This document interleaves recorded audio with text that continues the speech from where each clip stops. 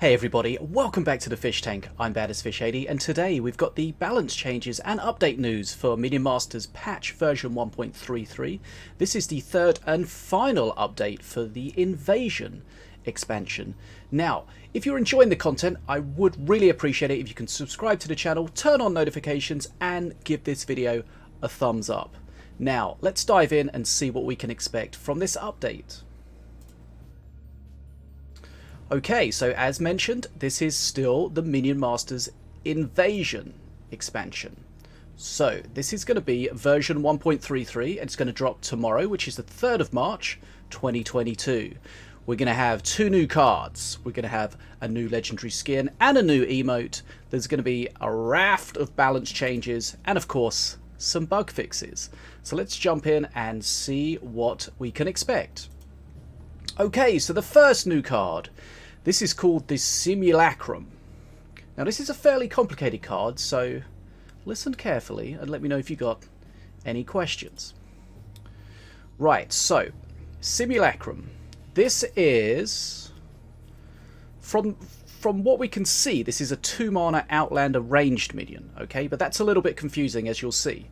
So what happens every time you draw this, so that's every time it enters into your hand, it becomes a copy of a random non-mythic minion card from an opponent's hand. Okay? So this will be replaced by a copy of that card in your hand. It will cost the same as what it would normally cost for your opponent. It also has an Outlander tech mechanic, so spend 40 tech to give the summoned minions haste. But you'll think, but why does it say it's a ranged minion? Why has it got health and stuff on the card? Well, there is a reason for that.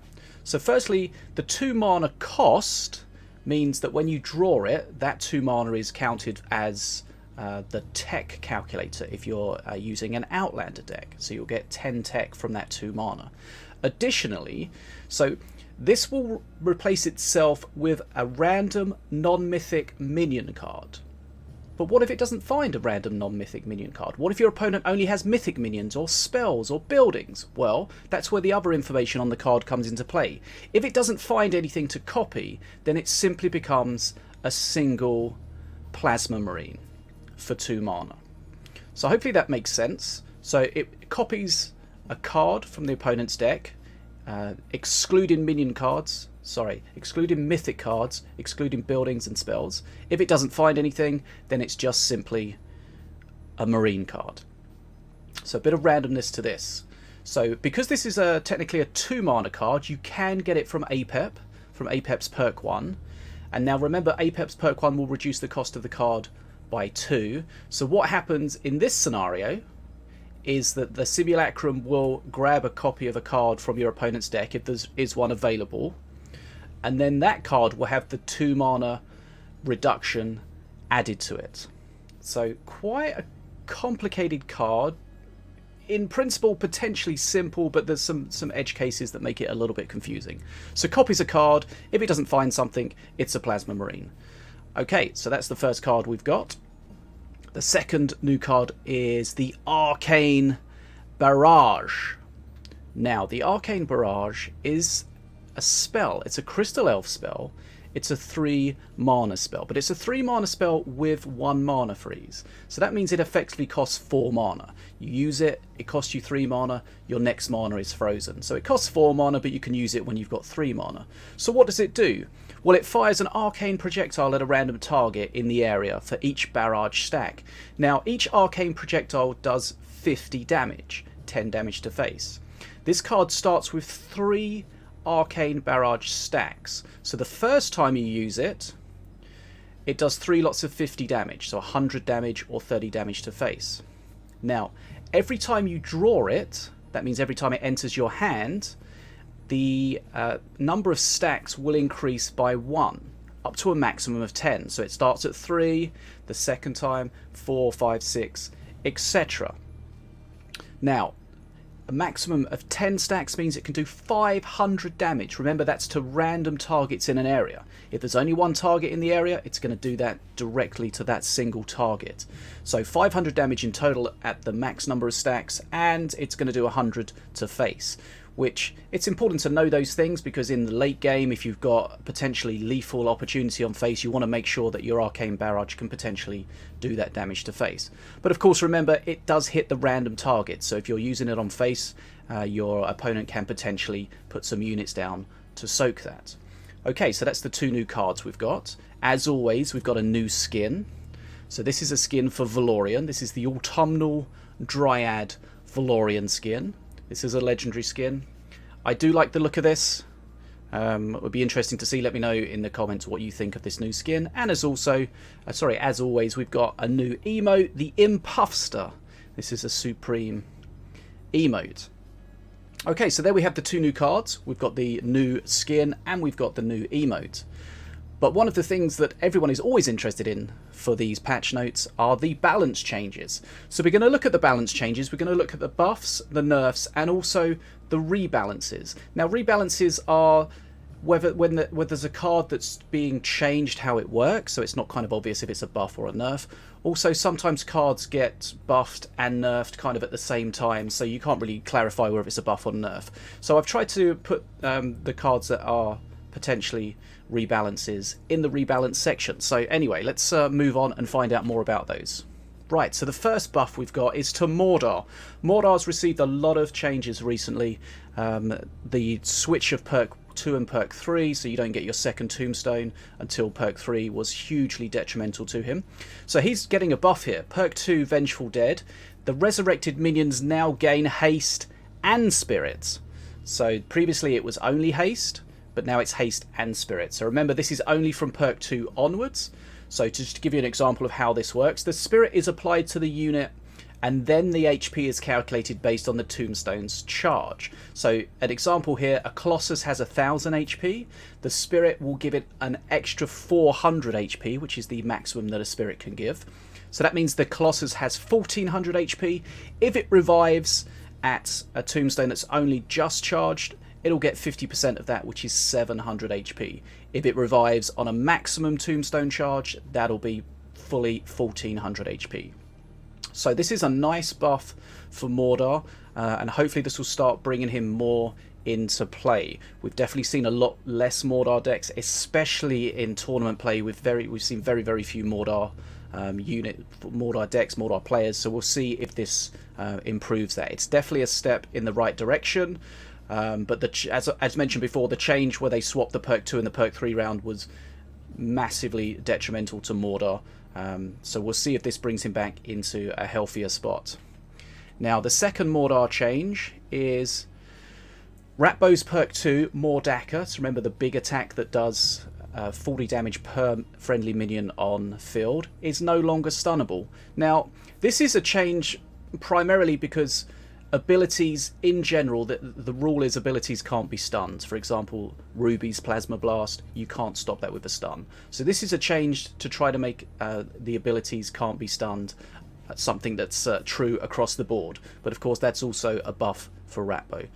So previously, if Ratbow was stunned or got stunned during it, then the Daka would either not fire or stop during that. So a little buff for Ratbow. Not a huge thing, but every little helps, especially for a master that's not really too strong at the moment. Okay, now we've got a health buff for the Prowler. So the health is up from 310 to 350. This also affects the Rabid Prowler. Now, if you've ever seen how I deal with Prowlers, you will know that this health buff probably means I should just uninstall the game. Yeah, if I see a Prowler, it's over. Game over. Right, next up we have the Corpse Explosion. So the Corpse Explosion is having a mana reduction down from 4 to 3. The offshoot of that is that the copies allowed, the wildcards if you like, are no longer allowed in duos. So copies allowed is down to 1 instead of the previous 3. Iron Grenade. So the Iron Grenade damage is going up from 40 to 50. Now remember, the Iron Grenade can also do extra damage based on tech. So 25 tech for an extra explosion, up to 3 additional explosions. So that means it can now do a maximum of 200 damage. So that's a nice buff for the Iron Grenade. Now the TAS. So the TAS is the building that gives you the Hellfire. The Hellfire is not being changed, apart from, as we'll see a bit later, a little bug fix. But the marked radius is going up from 16 to 25, so it will now have a much larger radius. And it will now mark the closest minion. Now previously it would mark the lowest HP minion, which meant that it tended to mark stuff that didn't matter, little scratches and skeletons and stuff. Now it's going to mark stuff that's closest to it. Still has some counterplay potential, but it should make it stronger in that regard. Now remember, marked is a buff that's applied to a unit. It forces ranged units to attack. It's kind of a ranged taunt, and it does 25% extra damage for the ranged units. Now next up we have one of the relatively newer cards, the Scrat Tunnels. This is a building that produces scrats. The scrats per production cycle going up from 3 to 4, and the scrats summoned on moving. Remember, you get the emergency tunneling to move the unit, the spawner about. That goes up from 3 to 4. Now we have a buff for the Spirit Vessel. So this is a little bit confusing, but it makes sense once you delve into it. So the Spirit Vessel now spawns with Spirit. That means that instead of having 50 health, it has 100 health. Well, then you might think, well, why not just increase the health of it? Why give it a spirit? Well, the fact it has a spirit means that it can no longer receive a spirit. So there are a lot of situations, if you're playing a spirit-based deck, where the spirit lands on the spirit vessel. And that's something that you really don't want to happen. It's generally a wasted spirit. So now the fact it spawns with a spirit means it can no longer get a spirit. So that's a nice little buff for the spirit vessel. Next we have a health buff for the Crystal Sentry. So the Crystal Sentry health simply just going up from 300 to 325. Grasping Thorns next, a damage increase from 180 to 200. So that's a small damage, but it's important when these damage changes are, when damage is increased or reduced, it's important to look at the thresholds that may or may not exist anymore. So going up from 180 to 200 damage means that the Grasping Thorns can now kill things like a Succubus or a Musketeer, things that it couldn't do before. Next up we have the Bannerman. So the Bannerman, mana reduction from 4 to 3, so that's a buff. He can no longer shield himself though, so that's a little bit of a nerf.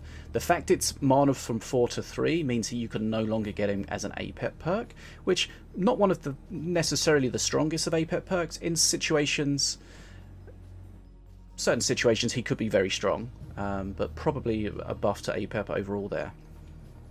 Now we see a Cleaver buff. Now Cleaver's been in a unit that's been in the game forever.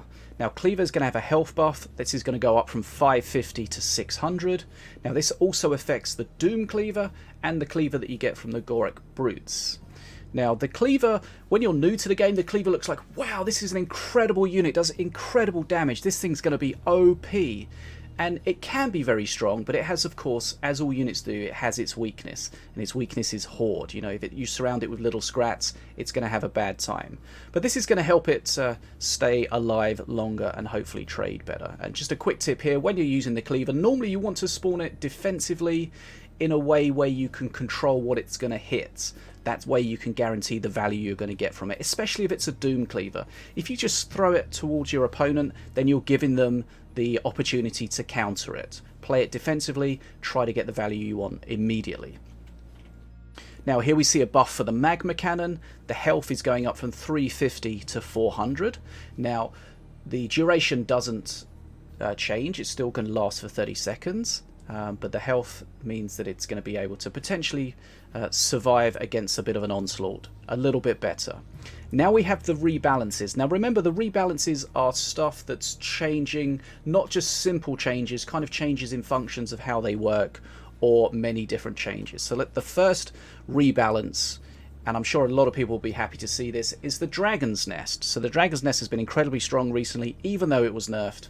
Now it's been rebalanced. So it will summon a Dragon Whelp for every 4 mana you spend on spells. So remember, the Dragon Whelp is the flying Dragon Whelp, which you would argue is definitely more valuable than the Dragon Whelp.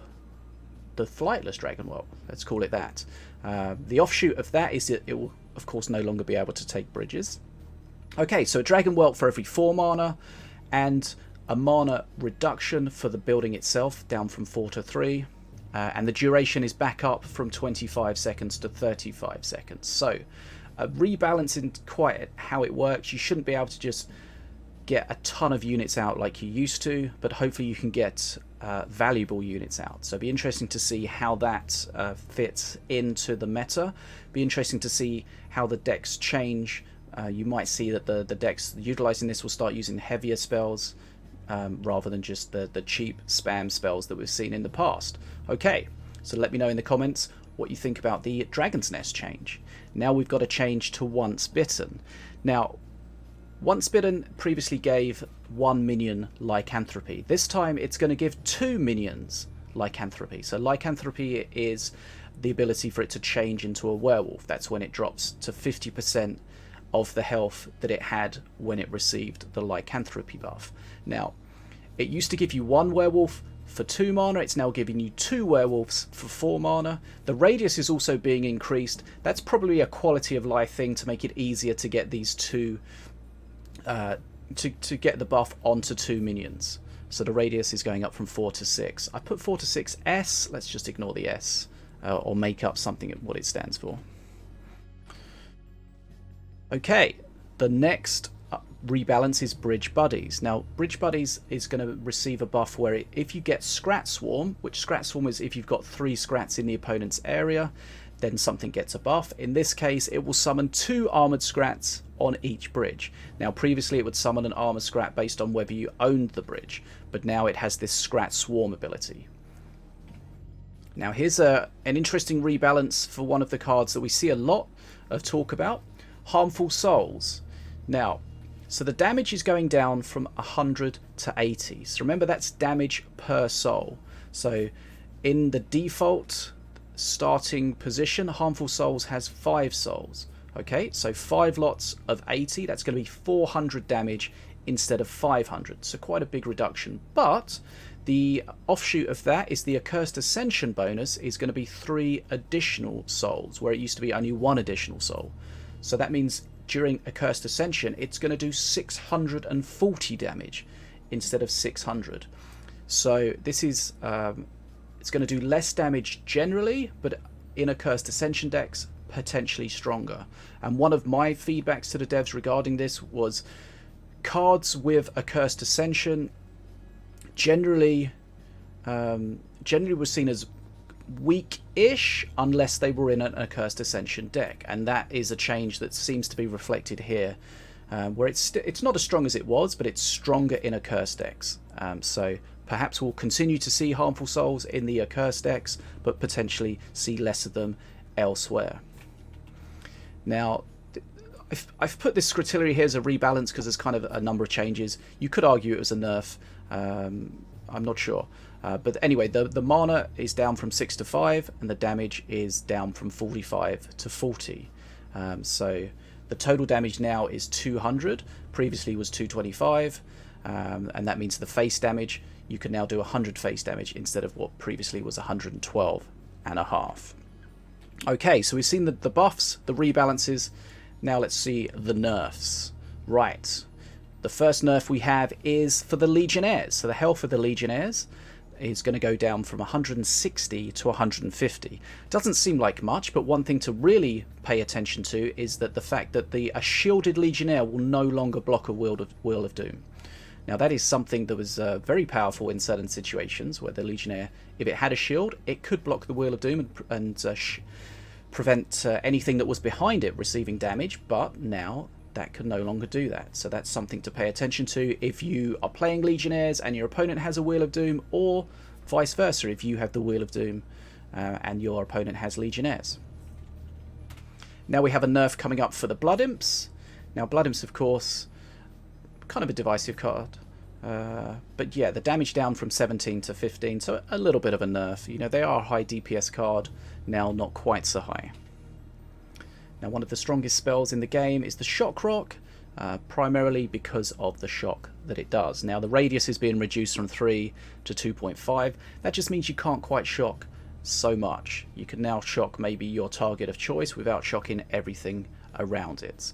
And also, of course, that radius means when you're trying to clear hoard little scrats from around a unit, you're not going to be able to do that quite so efficiently anymore. Now, Frost Feather Flyby, the radius is going up from 4.5 to 5.5, but that is a nerf because it means it's harder to target it on your unit of choice. Generally, what you want to do with the Frost Feather Flyby is to target it on something like a sniper or 2 snipers, something that you want to specifically remove. Now, with the bigger radius, it means it's more difficult to target only those units and not other things that are around it. Now we have a nerf to Holy Fire. So remember, Holy Fire, we see that in 2 situations. That is either from the activated Smite or from the Brother of the Burning Fist. Now, Holy Fire is being nerfed in 2 specific situations. The damage is being reduced from 100 to 75, and the healing is being reduced also from 100 to 75. So an activated Smite will now do 255 damage instead of 280 damage, and again, talking about the breakpoints there, that will no longer kill a Ting Tang Tongue, whereas previously it would. Next we see a nerf to the Screaming Scrat. So the Screaming Scrat explosion damage is going down from 100 to 75. Now this is important because, again, talking about the breakpoints there, going down from 100 to 75 damage, there are a lot of things that it can no longer kill. Things like spear throwers, tantrum throwers, bounceberry flingers. There's a long list of things it can no longer kill. So it's still going to be okay to clear lots of little horde things. It's going to kill little skeletons, but above that, not too much more. Right, now this is probably one that a lot of people are going to like. Siege Imperator Ruby. Remember, in the last patch, they removed her ability to hit air. Now, there's going to be a minimum plasma blast range, and that's going to be doubled. So previously, there was her ability, the plasma blast, you couldn't use it on top of Ruby herself. What they've done now is they've increased that effectively exclusion zone. And I've got a little screenshot here. I jumped into the pre-release version of the game and got a screenshot just for you guys. You're welcome. Just to see what it kind of looked like. And here you can see the big circle around Ruby. That's the exclusion zone where you can no longer use the plasma blast. So that means it's going to be far more difficult for Ruby to defend herself against things that are close to her. So we had previously, if you put something on her, some stun lancers, something like that, she could clear them, whereas now she's not going to be able to. So hopefully that's a nice change for Ruby, and that'll bring her balance in line to hopefully where we expect it to be, and make it less awful to play against, in my opinion. Okay, now another nerf coming up. This is for the Diplomancer. Coax the Diplomancer. This is a card that I really dislike, and I really dislike playing against. Now, remember that the Diplomancer has an effect where it hypnotizes its target. Previously, that hypnotize effect was a guaranteed 10 seconds. Now that's been reduced to a guaranteed 5 seconds. So min, max, guaranteed 5 seconds. The damage is going up from 4 to 6. Now, that's a big nerf to the Diplomancer. Could be a potential over nerf. We'll see. I'm not really sure how it could be changed. I'm just kind of thinking out loud here. If it was a mythic unit, I think that would make it better, because during the biggest issue I have with Diplomancer is in duos and in Mana Frenzy, where you end up with multiple Diplos everywhere, and there's just very, very few things you can do unless you have the perfect removal that you need. It makes it very awkward to play into. So potentially, if it was a mythic unit, this is just me thinking out loud. If additional changes are required, if it was a mythic unit, that might make it easier because they can't just spam them everywhere. Maybe reduce the number of wildcards allowed, things like that. But anyway, that's just kind of thinking out loud. What is happening is the hypnotize effect is reduced from 10 seconds to 5 seconds, and the damage is going up slightly from 4 to 6. Overall a nerf. Look forward to seeing how that is in the game. And finally, I think that we've got a nerf here to the rammer. This is not changing the rammer card specifically, but just changing the copies allowed. So the copies allowed, which means how many wild cards you can use on it, are down from 3 to 2. So you can only have a maximum of 2 in your deck. Remember, in duos, that means a maximum of 4 across the decks instead of 6. Now, hopefully that'll make the rammer decks just a little bit less oppressive. Okay, so that's our buffs, rebalances, and nerfs. Now we've got some bug fixes. Now I've seen the list of bug fixes. There's quite a lot of them. Most of them are just small little quality of life or graphical fixes, not really particularly worth mentioning. Of course, we appreciate them, but not necessarily worth going into detail here. But we will talk about the most important ones. Okay, so if you played the game recently, you will have noticed Mayhem is missing. Mayhem is returning. It was missing because of a bug. There was also a bug where you could get 13 wins in Mayhem. You should only be able to get 12. That's been fixed. There's also the Hellfire, Ion Grenade and Scrotillery face damage previously was slightly off. That has been fixed. And most importantly, the Fish GG emote has been fixed. If you played it recently and checked it out, you'd have seen the emote was upside down. Now it should be the right way up. I'm sure some people have got used to it. Some people would have loved it. I've even changed the emote in my Twitch chat to be upside down. Now I guess we have to go back and fix it. Now there was some issues with the monitor nats previously where they would outlive the minion they were on.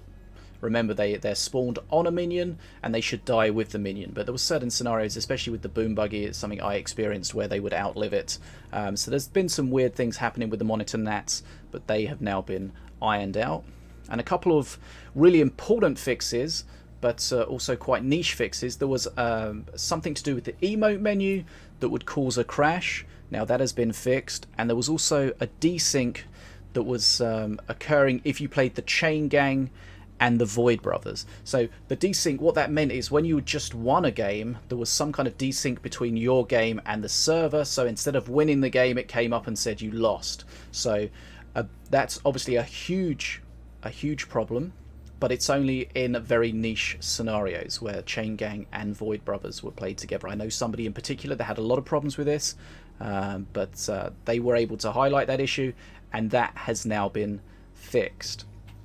Okay, so those are the changes that we've got for version 1.33. We've got the 2 new cards, the skin, the emote. We've got a load of balance changes and a bunch of bug fixes. So I'm going to certainly be looking forward to playing the game tomorrow, Thursday the 3rd of March, when the expansion drops. Let me know in the comments what you think about the new cards, what you think about the balance changes. I'm sure there's going to be some people that are happy about some of the changes.